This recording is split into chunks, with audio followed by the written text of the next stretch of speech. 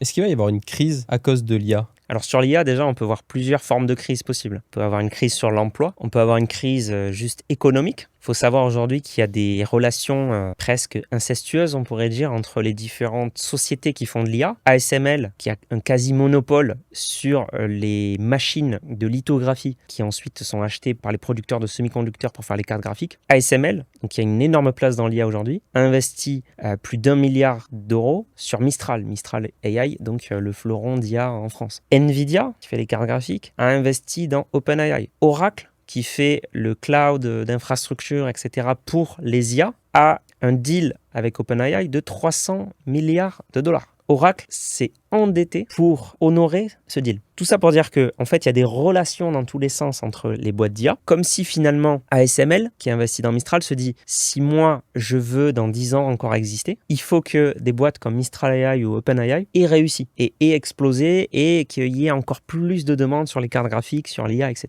Et donc ce qu'ils font, ils se disent comment je peux aider ça, je vais investir dedans. Nvidia, c'est pareil. Nvidia, une des boîtes qui leur crée le plus de croissance, ça va être aussi OpenAI avec l'IA. Et donc Nvidia investit dans OpenAI en se disant si OpenAI explose, nous aussi. Mais l'inverse est vrai. Si en fait Mistral AI se casse la figure. Dedans, ASML a mis des billes. ASML va en souffrir. Si OpenAI se casse la figure, globalement, toute la chaîne va souffrir. Et c'est vrai qu'aujourd'hui, il y a de plus en plus de gens qui parlent de bulles sur l'IA, notamment parce que tout est interrelié, donc il suffirait qu'il y ait un maillon qui tombe et tout pourrait tomber. Et deuxièmement, parce qu'aujourd'hui, donc OpenAI qui est valorisé 500 milliards, fait 13 milliards de chiffre d'affaires et fait aucun bénéfice et en déficit complet pour l'instant. C'est normal, hein, c'est encore une start-up et ça pourrait grandir. Mais surtout, on se rend compte que dans les boîtes plus traditionnelles qui commencent à incorporer de l'IA, pour l'instant, il n'y a pas un bénéfice clair, il n'y a pas une croissance gigantesque qui est en train d'être créée grâce à l'IA incorporée dans toutes les boîtes, globalement. C'est pour ça que certains parlent de bulles. Jusqu'ici,